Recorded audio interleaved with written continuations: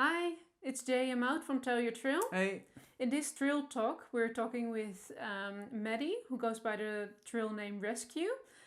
She section hiked the AT for 750 miles to get over a heartbreak. It was amazing to speak with her and to hear her story. So we're very excited to share that with you. Yeah, for sure. And if you're interested in seeing more of these trail talks, hit the subscribe button below, followed by the notification bell, so you stay up to date on new videos. So enjoy the talk.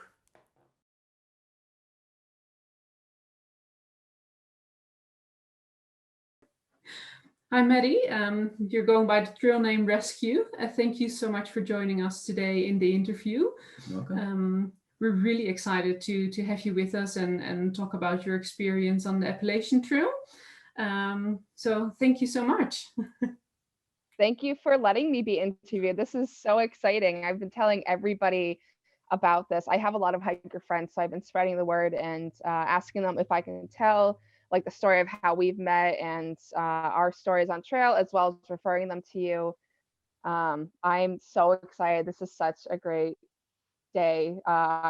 It's yeah. Oh, I was very excited last night, so I only got a couple hours of sleep because I was very excited. And I've been like rehearsing, aw. clearly very type A Yeah. person. So I've been very, very excited to just share the tale of my trail. And Oh, yeah. we're really excited as well. So maybe to start off, can you tell us a bit about yourself and where your passion for hiking came from? Um, so it's funny because I've been writing all my journal entries that I had on trail into a Word document. And I started off saying that like when you meet any hiker, every hiker has their own story, and every hiker talks about that one reason that really put them on trail. And sometimes when you do different trails, it's different reasons, but every hiker has a really unique story. And for me, I'll be honest, for me, I went on trail because I got my heart broken. And I was in a relationship with someone I cared about very deeply, and it did not end well. I won't go into the details of it, but there was gaslighting and just some emotional abuse. So I ended up, my heart was broken, and it took me a really long time to get back into hiking again. And once I started hiking again, this is going to sound so cliche, but I felt like if I can climb this mountain after my heartbreak, I can do anything. Yeah. So I thought, what a better thing to do than take the semester off from school, leave everything behind, and get on trail. Um, so I live in Maine, but I'm actually from Massachusetts. And when you go from Massachusetts to Maine, you don't think that there's going to be a big difference, but there is. Massachusetts holds, I believe it's 46%, it's either 46 or 54% of the New England population. And there's a lot of cities down there. There's not a lot of nature. You really have to go deep into Western Mass to find all those trails and mountains to climb. And then when I moved up to Maine for school, it's just being outside is such a part of Maine culture. It's almost like peer pressure where everybody does is outside. It's like, where do you go on a first date? Outside. What does everybody do for fun? Outside. I joke around that like I don't spend any money up here because there's nothing to do but be outside.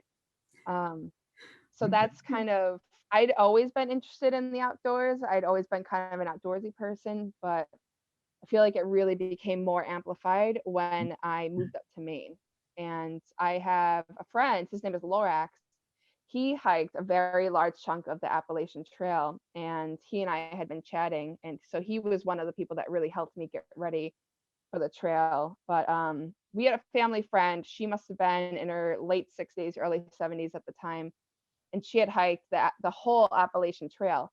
And that kind of just, it was something I hadn't thought about in years. And then over the summer, it came springing back to me, and I was like, this is something I need to do. I couldn't explain it other than like I wanted to work on my mental health, but I was like, this is something I have to do, and it just happened. Oh, that's amazing. Did you feel, um, in that sense, renewed after your hike, and did it help you um, give your heartbreak a place and um, feel, yeah, in renewed in that sense? it helped me so much mentally. I came back, again, it's gonna sound cliche, but I came back a new person. Um, you develop this whole new perspective. And I came back and all my old problems were still here. I still had issues that I had to get over. But you get a whole new attitude by being out there. And for me, it really helped me get over my heartbreak and realize like I am enough on my own.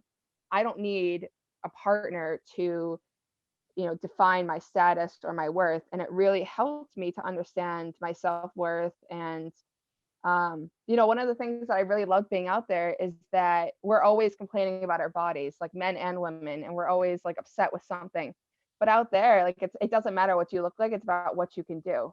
And for the first time, I think ever in my life, I was so thankful that my body was allowing me to do this, that I was able to adapt to hiking 8, 10, 15, 20, 25 miles a day with a 25, 30-pound pack on me. And that's something I never felt before. And that's something that everybody should feel, that gratefulness to their body for Yeah. letting them get through this incredible thing. Oh, absolutely. That's an Yeah, amazing tip in that sense. Yeah. it gave me a whole new perspective for my body. So now I look at myself and, I don't define my self-worth in losing 20 pounds or gaining 5 pounds. I define my self-worth in who I am and what I bring to the table. And it's given me a great deal of self-confidence.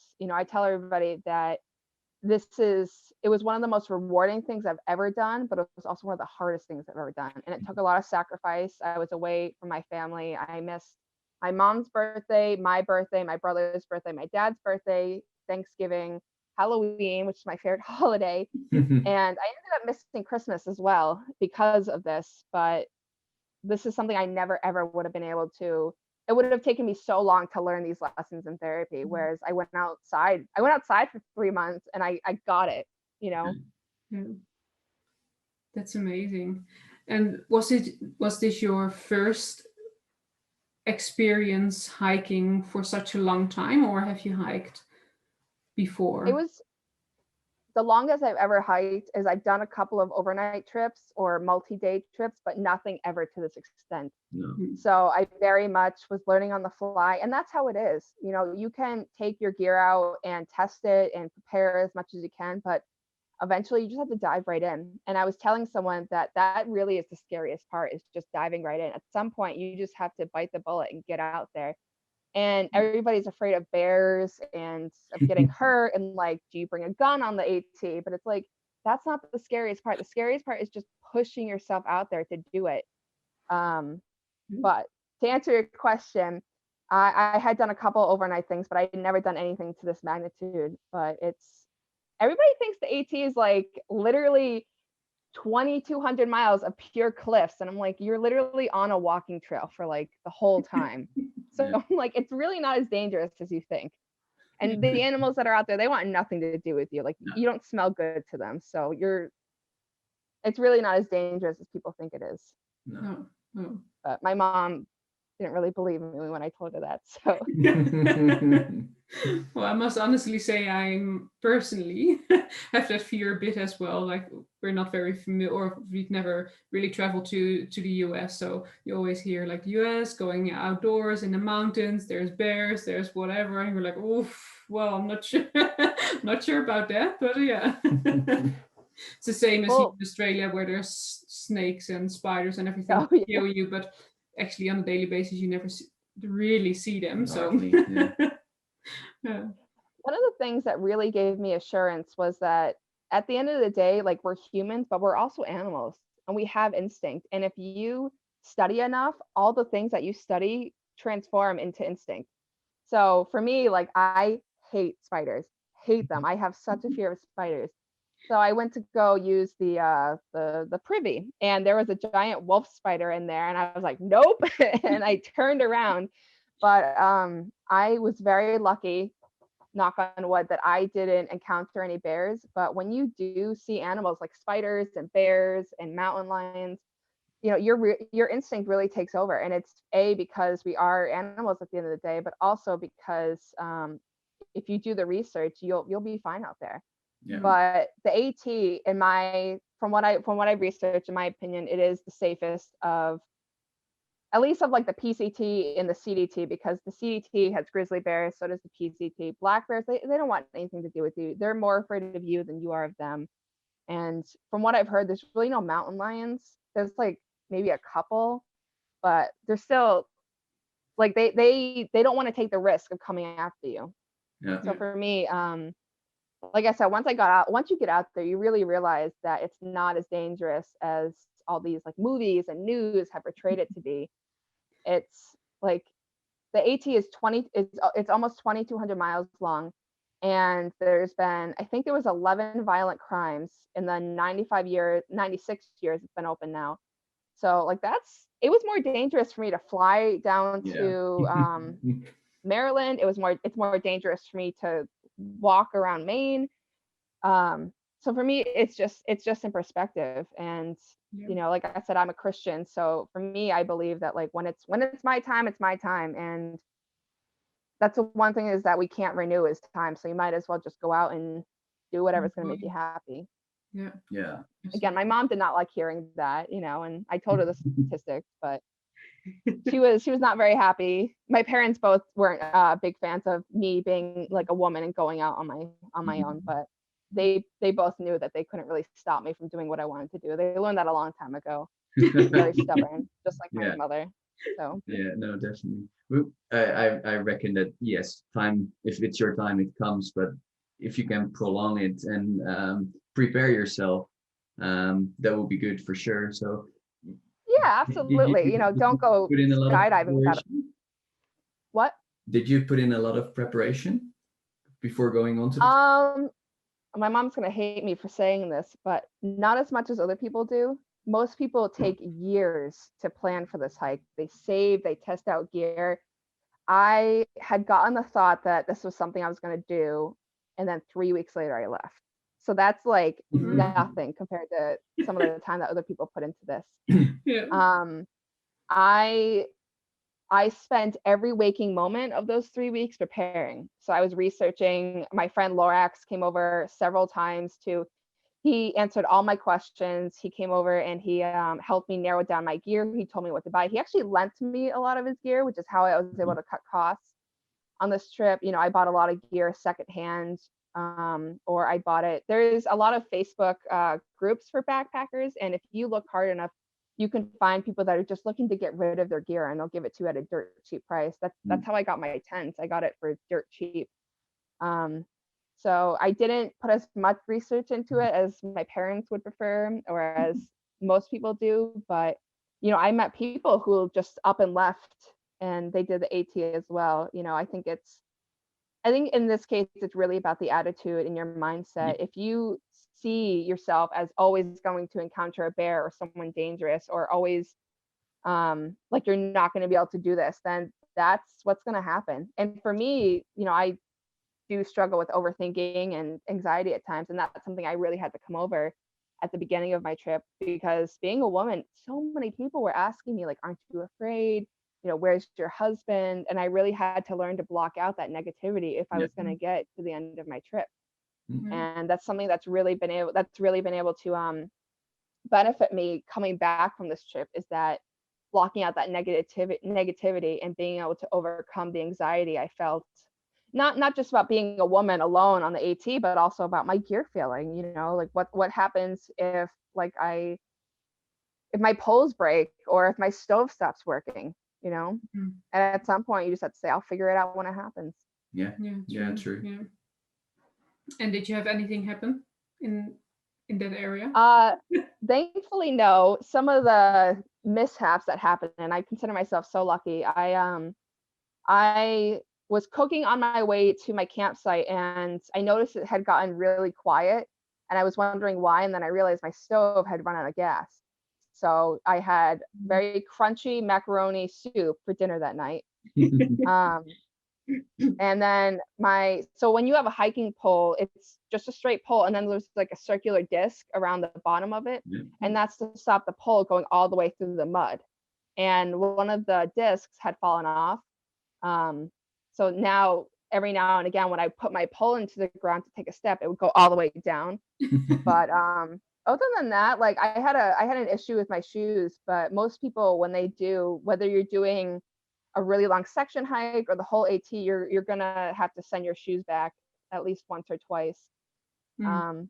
But like going through these issues, that's just a part of being on the AT. You know, that's kind of what you sign up for, is that you're gonna have to eventually learn how to adapt without one of these things. And you know, you take all of your possessions, all the things that you think you need, and you cut them down again, and cut them down again, and you cut them down to the point where you're living on the bare minimum. So the whole trip is really learning how to adapt without all these modern conveniences that we're so used to. I Yeah. mean, this is probably too much information, but I came home and it took like a couple of days for me to like really, really get used to the fact that there's running water again and that there's like toilets again, because you're out in the woods for 3, 4, 5, 6 months where there's no running showers, there's no running toilets. So Yeah. it was a fun little surprise when I came home and I'm like, oh yeah, I forgot this is what modern conveniences look like. Yeah. But it But it's makes you also aware of like how.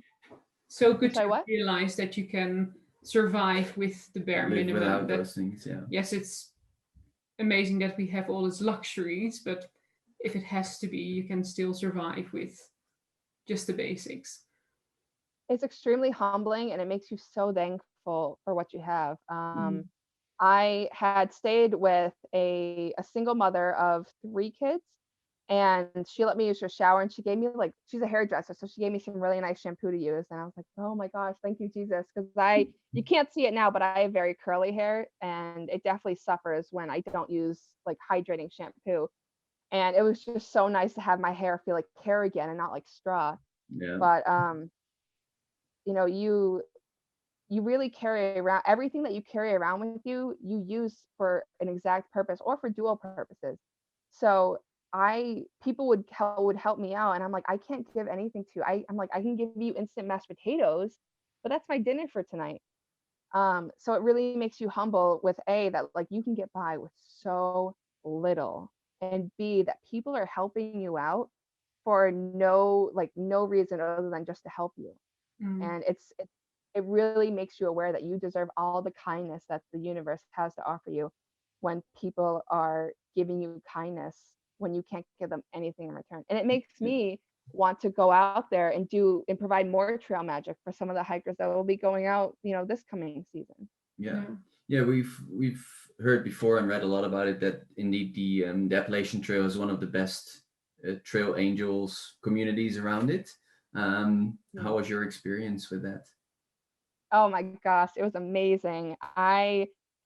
After my breakup, you know, I didn't realize it at the time, but on the trail I realized that I needed my faith in humanity restored, and it absolutely was 10 times over.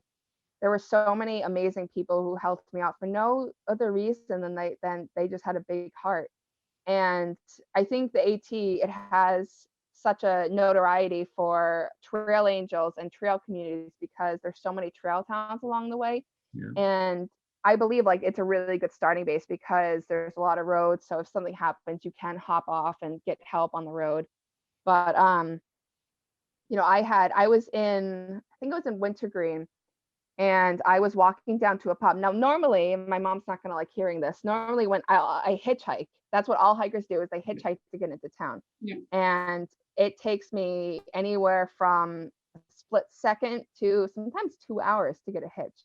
And I didn't even have my thumb out, and someone pulled by and asked me if I needed a ride. So I said yes, and I was asking her if she knew of any places where I could stay, like a hostel or a motel. And she actually invited me to stay with her and her husband for that weekend. And the whole weekend, they brought me food shopping, they fed me, they took me to get my phone fixed. And I had wanted to go back on trail on Sunday, and they actually told me they didn't want me to go back on trail because it was downpouring, and the next like 15 miles were going to be pretty rocky, and they didn't want me going out on that terrain in the pouring rain, you know. So I consider myself so lucky that I've met them, and everybody I've met has been really, really special and holds a very dear place to me, because these people, like I said, they benefit nothing from Nothing. helping me out, and yet they still do it. And it's just, it really makes you aware that like you deserve the kindness and the love that you receive. And I think that was something I had lost, during my breakup, as I kind of had lost the fact that like I'm still human, I'm a person, and I deserve love in my life. Yeah. Well, I think Yeah. that's also the benefit they receive, right? So by doing something for you, you return the love and the thankfulness in return. So I think, yeah, it definitely works both ways. Yeah. Yeah, and these people, a lot of them, like they want to come up and visit me in Maine, and I want to host them and repay that favor. So, a lot of them, it's like you develop a genuine friendship with people who, some of the oldest people I met were, I think they're older than my parents. And then one of the youngest people I met, she was a single mother I was just talking about, and she's 6 years older than me. So it's like you meet all different types of people who have nothing but love to give you, and it's a really great experience. Yeah. Yeah. Oh, I can imagine. A lot of wonderful trail magic out there. Yeah. Yeah. One of my sorry, I'm so excited to talk about trail magic. One of my favorite um trail magic experiences, I met Mr. President, and he just finished hiking the AT, and he got his triple crown for hiking the PCT, the CDT, and the AT. And I met him about a week after my journey started, and we met by pure happenstance. Like I was coming up from the shelter, and he was walking by at the exact moment. And he's very experienced. I am like not at all experienced. So he gave me a lot of really good tips. To me, he kind of became my mentor. He was someone who I talked to about bears and gear and just any questions that I had. And he was always really kind and supportive in his responses. He never made me feel like silly for asking questions or feeling scared about certain things. So we had only hiked 4 miles that day, or I'd only hiked 4 miles that day, and we had gotten to a restaurant, and at that point we're both salivating. Like we just head over to the menu, and we had no plans of stopping to eat, and he just decides that he wants to treat me to lunch. And we had some amazing conversation. We really got to know each other, and I consider myself very, very blessed to have met him, because he's a very genuine, wonderful person, really seems to care about the trails and the magic that it provides. And I thank my lucky stars that I was able to meet him. Yeah. Especially at the beginning of your trip as well. So all the tips and tricks that he probably provided you could take with you as well. And yeah. Yeah, he was kind of like my trail guardian angel. He really made sure that I was able to do this in a good way. So I'm very thankful to have met him. Yeah, for sure. Perfect. So talking about trail names in that sense, your trail name is Rescue. Can you tell us a bit more about that? Yes. Oh my gosh. So because I kind of had left in such a hurry, some of my gear I had ordered from online, and it wasn't going to get here in time. So I shipped it down to my cousin's apartment in Boston, and I picked it up on my way to the airport. One of those pieces was my tent. So I get down to Shenandoah, and I check in with the trail rangers, and one of the trail rangers, oh, she was such a sweetheart. She was so nice. She gave me the name of a trail angel, and she gave me her phone number, and I set off, and I had done a lot of hiking that day, much more than I should have for my first day. You also have to remember your backpack is always heaviest when you first start. Mine was like 55 pounds. It was so heavy. And I think about the things that I was carrying. I'm like, why did you think you needed that? You don't need 3 water bottles. So after hours of hiking, I was trying to get to the shelter. I'd gotten lost. It was obvious that I wasn't gonna make it. So I picked a random spot, just small enough for me to lay down. And I went to take out my tent. And in my tent, it was only the rain fly. So that was it. There was nothing else. And at this point, you don't want to hear what was coming out of my mouth. It was a lot of 4-letter words. I was on the verge of tears. I was red and screaming. I was so upset.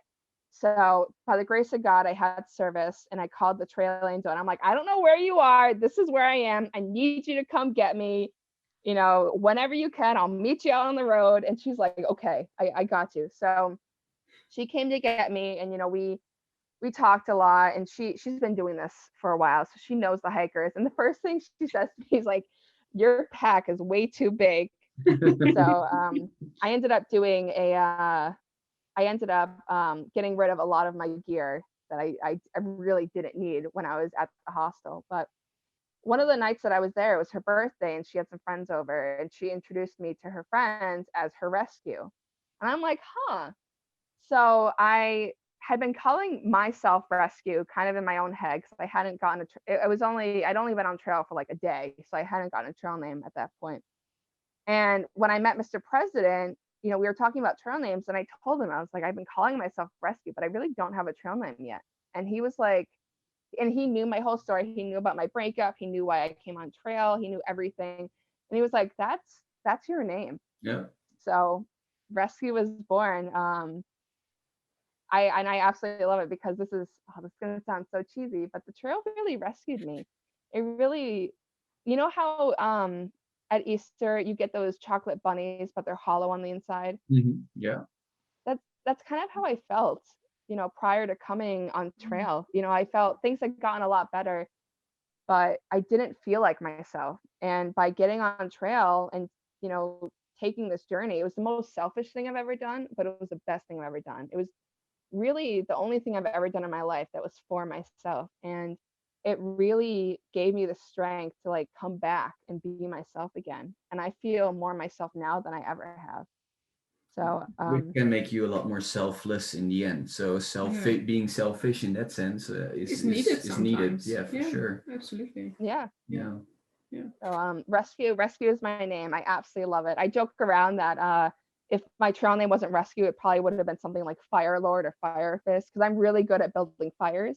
But okay, it's definitely rescue, because I'm sure by now, trail names come from it comes from like a behavior or like a quirk. Like I have a friend, Sky Mall, who his name is because a lot of the gear that he has, it looks like it comes out of Sky Mall magazine. So that's how he got his name. But every trail name is special, and you can deny or accept it. But for me, my trail name just feels really, really special to me.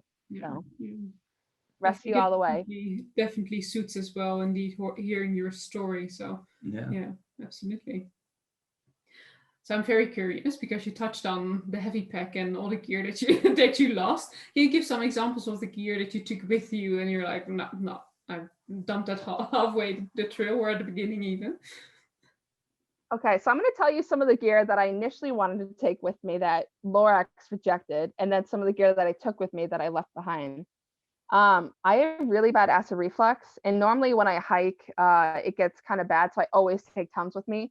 I had gotten, it must have been like 2 pounds, a giant jar of Tums, and I put it in my pack, and I literally left it behind. I think I had like 3 Tums my whole trip.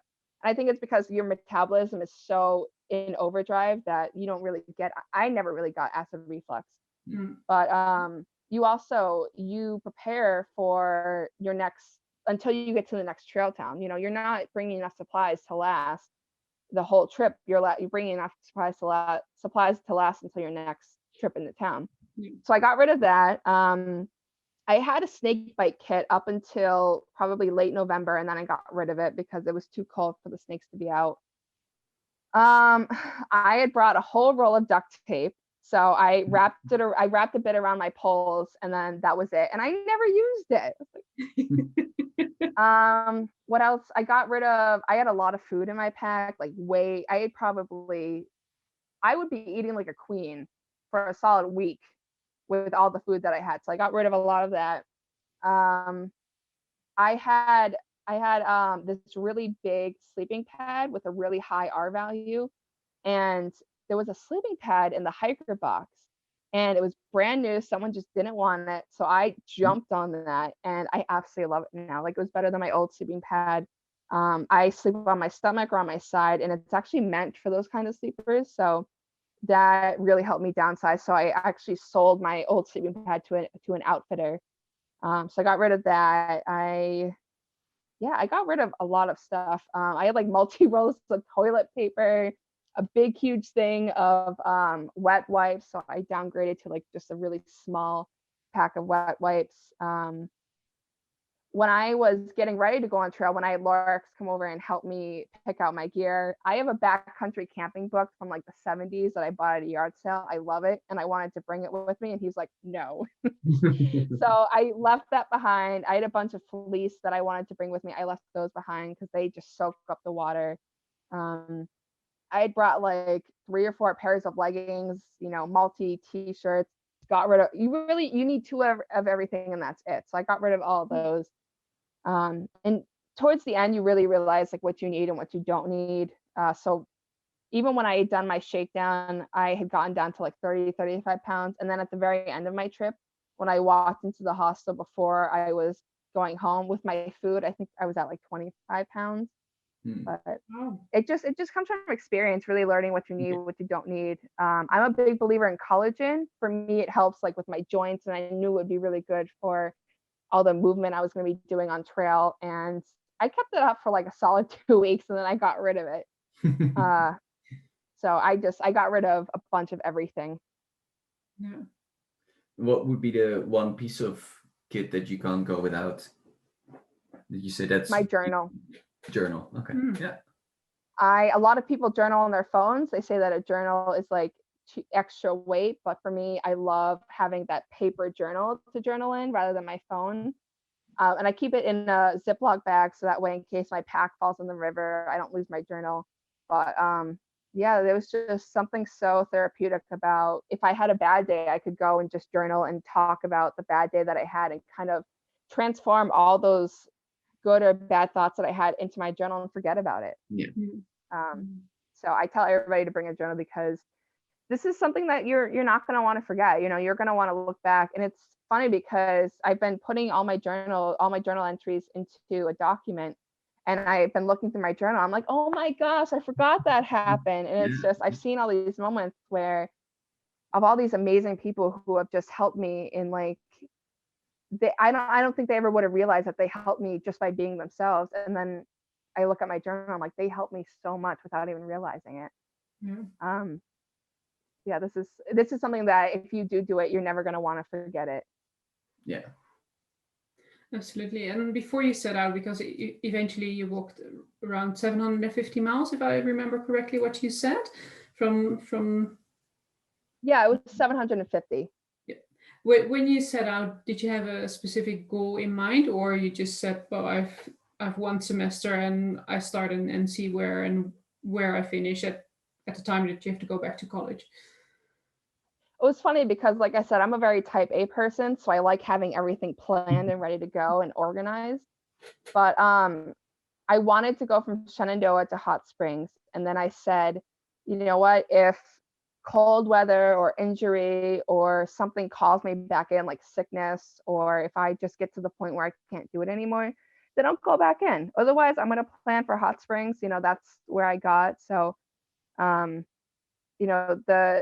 the trail is going to do its own thing. You just have to go along for the ride. And, that was, once I accepted that, my anxiety went way down and I was really able to kind of go with the flow, which is something I've never really done before. Yeah. Definitely. So that was how I planned it, and I told my mom was so worried. She made me a promise that I would come in if I felt, even if after an hour I felt like I couldn't do it, I was unprepared, or it was out of my scope of expertise. And I promised her I would, but I've never felt that way. So I hope that's an indicator to the people watching this that you are stronger than you think and you can do more than you think you're capable of. But it's funny because I actually, the night before I left, everybody gets scared before they go out. You're making a monumental change. You are uprooting your life to essentially be homeless for the next X amount of months. And I had written a letter to my parents, in case something happened, just saying how much I love them and that, this is something I just had to do, and that I would regret it every day if I didn't. So I never ended up sending the letter, thankfully, but I wrote it to them and I carried it with me for the first like 5, 6, 7 weeks. And then I was like, okay, I got this. I can throw this letter away. Yeah. So, but that's good though. That gives you a bit of peace of mind as well. Yeah. Yeah. Did your parents, like when you came back from the trail, did your parents see the major change in you as well? And did they then understand why you had to do this? I don't think so, to be honest. If they did, they didn't tell me. You know, unfortunately, I live about 6 hours away from my parents, so I don't see them a whole ton. I've seen them once since I came back. And that was, you know, just for the holidays and everything. It's also because of the pandemic. Yeah. But you know, I told them, like, I know you don't understand why I had to do this, but I wish you could be inside my head because you would see such a monumental change. They didn't really know about my relationship. You know, it was something I kept very private for a long time because, like, I was too hurt by it, you know, and I felt a little bit of shame for getting so hurt by this. Mm. And it took me a long time and the trail really helped me come to terms with it and not be afraid of people knowing about my life. So when I came back, I started to open up about it, and I started to open up about the fact that I hadn't really felt a great deal of self-worth in my life or self-confidence, and the trail had really provided that to me. And you know, I may have problems going on in my life because I went on the trail, or I may have, you know, issues that were waiting for me when I came back, but I will defend this trip till the end of my days because it did so much for me. And at the end of the day, I only have to justify it to myself. Yeah. True. Yeah. And your mental health is something you cannot put a price on. It's just to feel the way I feel right now. That's something everybody should feel. Everybody should feel self-worth. Everybody should feel like they're worthy of love and happiness. And if you don't feel that, you don't really realize that you don't feel that way until you come out of it. And everybody should have that type of feeling in their life. So Yeah. Oh, that's a beautiful message. Absolutely. So what is next for you? I want to do the Camino. That's over in Spain. It's actually a mission trip in my church, so I'm hoping that I can fundraise for that. But because of the pandemic, you know, I don't know when it's going to happen. Who knows? It's funny because I submitted my photos to the Hiker Yearbook, and Odie is the one who runs the Hiker Yearbook, and I met him when I was down in Waynesboro. So I submitted my photos to him, and he accidentally put them in the PCT list. So I told him no, I did the AT, and he was like, okay, well now you have to do the PCT now. So PCT is definitely on my list, although the Grizzlies scare me a little. One of the girls I met on trail, she is hiking the Florida Trail right now, and we're like laughing about it because the highest elevation on the Florida Trail is 272 feet. Like, why didn't I do that in the first place? Like, do you know what the highest elevation on the AT is? It's like probably Mount Washington or something. It's like 10,000 feet. It's like a 4 or 5, maybe 6,000 foot climb. I was like, oh my gosh. When I first started this trip, I was swearing at hills. Every time I go up it, you don't want to hear what I was saying, but I would go up a hill and I would start cussing because I was so mad at the hill because I hate hills. And even with your poles, like, oh my gosh, because you can't get a ride. You know, you can't just go around it. You're just going to have to climb up it. Yeah. And, you know, when you're carrying a very heavy pack and at the beginning of your hike, hills definitely are no fun. So, I was like, why didn't we do this in the first place? But I definitely want to do, I would love to do some of the smaller hikes, and then gradually work up to doing another big hike. Because I live in Maine, I would love to do from Katahdin and go south and do that. That could definitely be done like in a month or in a summer. I think it's like 299 miles from Katahdin to the end of Maine. And like I said, I live in New England. My parents live in New England. So I think New England is something I could definitely get done without too much planning. Like I had to plan for my original hike. But yeah, hiking, I think it's definitely something I want to continue doing. It's so rewarding. Yeah. Even if you think that you're not someone that could do it, just go out and try it. You know, everybody has to start somewhere. Even if you start with an overnight trip, it's really an amazing experience that I think most, if not all, people can benefit from. And it gives you, everybody takes away something different when they do these trails. So you're going to walk away with lessons that you never knew you needed to learn. Yeah. That's amazing. That's a beautiful message. Thank you so much for that. Thank you. Well, two questions. One, where can people find you if they want to follow you, or if they potentially have any questions or want any tips from your experience? Oh my gosh, I have like so many tips. Right now I just have an Instagram page. It's Rescue the Hiker. So it's my email, but without the @gmail.com. Right now I upload landscapes from the AT with like little blurbs about what I've learned or what I saw on trail, as well as just like my thoughts or song lyrics. I am hoping to eventually get a website and publish prints, as well as really, I would love to do photography as like a side business. So I'm looking to eventually branch out into that, and I eventually want to start doing gear reviews and talking about my experience on the trail and doing their hikes as well, and making those a part of my trail experiences. I think everybody can benefit from just the lessons that you learn on trail. One of the biggest things I learned is I like to call myself a sturdy woman. I'm a very sturdy gal. So for me, I've had a lot of body issues in my life, and going on trail really helped me like love my body. And that's something that everybody should feel, is that body positivity, because it's not about condoning bad lifestyles, but it's about loving yourself enough that you're going to take care of your body for long term. So I'll put myself out there. I love sweets, love them. Like I'll have Oreos for dinner if I could. But for me, like I used to really cut my diet so much that I would only eat protein and vegetables, and I would lose like 20 pounds. And then I would go on a sugar binge and gain it all back plus 5 pounds. And now I'm like, just eat everything in moderation. Love yourself so much that you're going to take care of yourself. And that's what body positivity is. And that's something I really learned out there, is loving your body so much that you're going to take care of it, and that your self-worth is not defined in losing 20 pounds or gaining 5 pounds. That's something that everybody deserves to feel, men and women. Yeah. Really celebrate what your body actually can do and can bring you. Yeah. Instead your of body can do punishing. amazing things. Yeah. Yeah, absolutely. Yeah, don't punish it, love it, because your body it's one of a kind, and it's custom made, and it's going to do amazing things for you if you let it. Oh, perfect. So from all the tips that you have, what would be your absolutely number one tip for those who especially want to hike the AT? I would say start slow, like do your research, test out your gear, but get out there. Yeah.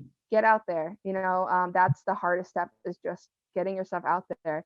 Know when it's time to come back in.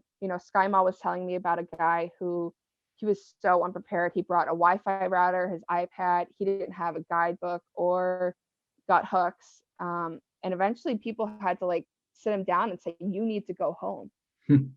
He was very unprepared, but most people, that's not the case. So just get out there. That's the only thing you can do. That's the hardest part. And once you do it, I think most people will find that they really love it.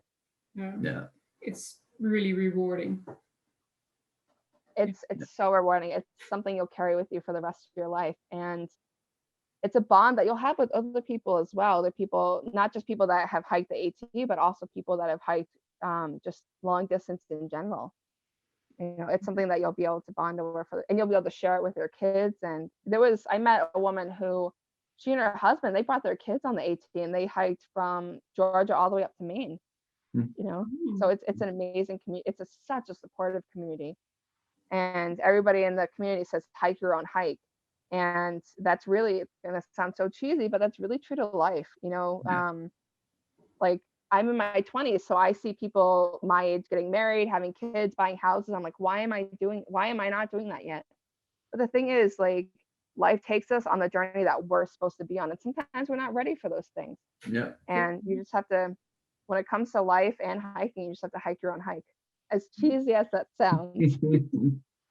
No, but it's absolutely true. Yeah, it's your life, and you need to make sure that you enjoy it and get the most out of it. And sometimes things take a bit longer, even though you would like it. But yeah, And there's no manual. There's no manual to like. No. There's no manual for hiking, or or you just yeah, have you to need figure to it be out married by along the then, way.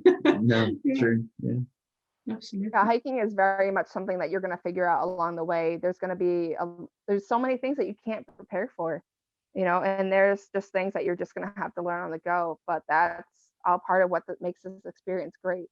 And everybody on the trail is so accepting. They're so much fun to be around. So, even if you're having a bad day, you can talk to someone, and chances are they've probably been through it, and they probably experienced whatever you're experiencing, and they can help you get through it. Yeah. But like I said, the hardest part is getting out there. So once you do that, the rest is cake. Cakewalk. Pack up the bag and go. Pick up the 55-pound backpack and go. No, don't do that. Don't bring a 50 unless Lorax, he had like a 50-pound pack when he did the AT. But you have to keep in mind this guy is 6'9", so that's why. Me, I'm 5'9", so I don't need that much. No. But I think our 25 pounds tested my limits. Yeah. I think our first hike was about that as well. Probably, if I have the calculation right, it will be around 40 pounds, I think. Yeah. When we when we started our first hike, so yeah, we can relate to that. It was very heavy. Yeah. Yeah. Most people when they start, it gets really heavy when they start, and it just slowly gets lighter. For me, there was one period in my hike where my pack was especially heavy, and it wasn't because of all the gear, it was because of all the candy. You get to a point where like I really tried to for most of my hike, I would say I really ate a lot of natural foods. I ate, a lot of dried fruit, jerky, tuna fish, good carbs. And if I knew I was going up a hill, I would eat something like applesauce or dried cranberries. But eventually you just get to the point where like you're hiking all day every day that you just want straight sugar. So I would have in my little pocket, I would have like Twizzlers and chocolate and gummy bears, and I'd just be like shoving them in. So my backpack got lighter, and then I got a little heavier because I was just carrying so much candy. And after Halloween, I had stopped at a campground, and people were just giving me all this candy that they didn't want, and I'm like, I like candy. So I took it. I eventually ended up leaving it in a hiker box because I was so sick of all the candy. I can't believe I have even said that in my life. But yeah. It was definitely, I was telling someone that it's the easiest but the hardest diet I've ever been on, because you can eat anything you want, but you're burning it off. So it comes at a price. Yeah, true. I was hiking with two people, and we had only hiked 10 miles that day. So it was kind of an easy day. Most of it was uphill, and it was raining all day, and we had gotten to a shelter, and it was only about a quarter mile off of a road. And we were calling Domino's to see if they would come and deliver down to the road. And we're like, we'll come down to the road and everything. And they're like, we don't deliver. I was like, oh my God. Or they were saying that was out of the scope of their delivery. But we were so depressed because we were like, all we want is pizza right now. I was like, because like, if you deliver to hikers, you're going to make some good business, because, we can put it away. True. Yeah. Oh, that's amazing. Yeah, it was a lot of great trail stories. So many. Oh, perfect. Is there anything that we haven't touched on that you want to share with the community? I don't think so. I mean, there's so many stories, but it would take so long for me to tell them. The only thing I would love to just like talk about some of the people that I haven't mentioned that really helped me. There were a couple of hostels that I stayed at that I really, really liked, and a lot of them, their businesses have really been affected by COVID. Yeah. I stayed at the station at 19E down in Roan Mountain, Tennessee, and I was number 300 on their board of hikers. And normally, I was asking them how much they normally get. They normally get somewhere between like 1,500 and 2,000 hikers. Oh wow. And they still let me do work for stay so that I could pay. My expense for that stay wouldn't be as high. Stanimals, I stayed at Stanimals in Waynesboro and in Glasgow, and they were really great. They have like a fund for hikers that if you were in a tough spot, they can let you stay there. So they helped me out, and their staff was just amazing. I came really close with he was a hiker. He had hiked for the same reason that I'd hiked, originally to get closer to God. And he ended up working there. And so he and I became really close. His name is Pilgrim. He's amazing, amazing person. And yeah, he works at Stanimals, so they're a great organization.